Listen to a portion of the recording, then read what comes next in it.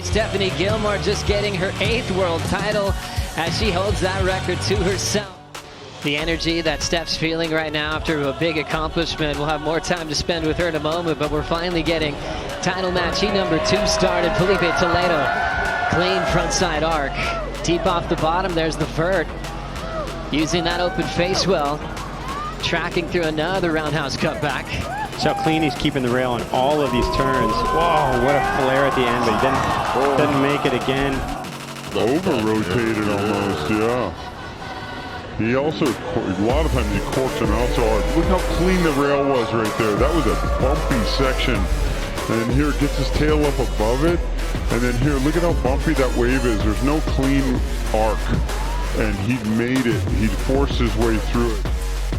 Italo's wave here, Mick, what'd you see?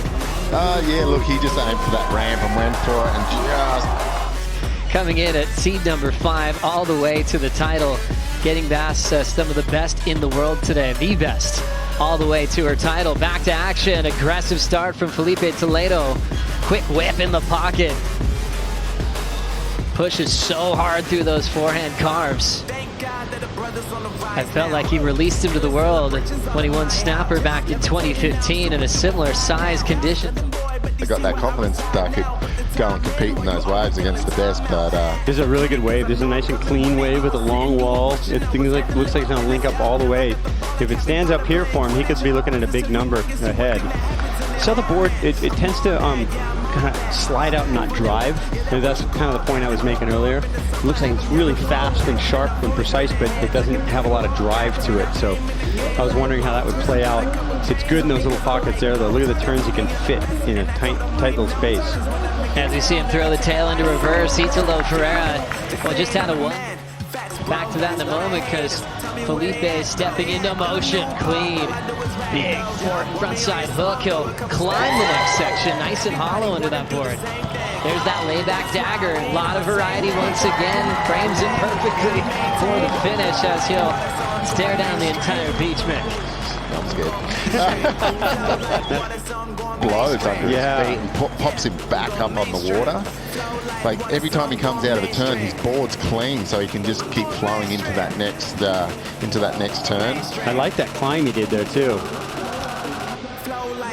Like even there, he's like totally underwater, but then he just pops up. It's those things feel good. You haven't had a great event before, and then you're like, all right, I've got to try and find some confidence back in to go and put on a performance to win a world title. Just saw Italo go down kick. But I almost think for Filipe too, an advantage for him was just switching the order of rights and lefts on that day when he did win. As we look at the throw into the flats for Italo, pulls that one out but gets clipped. Weird spot, and now we'll get a split both of them going. So Italo going left, he's loading up, tail high reverse. He gets that without a problem. Can he combo it up?